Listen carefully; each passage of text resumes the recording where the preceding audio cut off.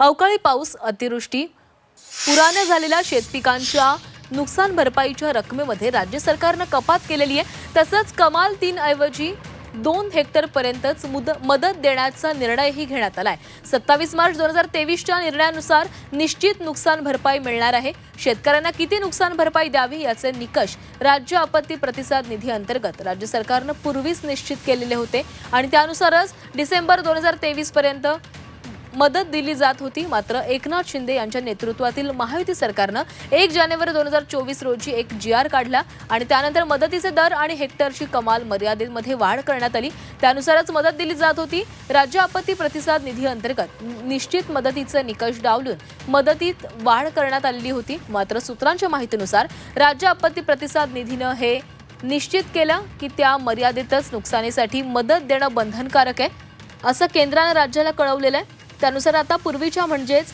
27 मार्च 2023च्या निर्णयानुसार निश्चित केलेली नुकसान भरपाई दिली जाणार आहे।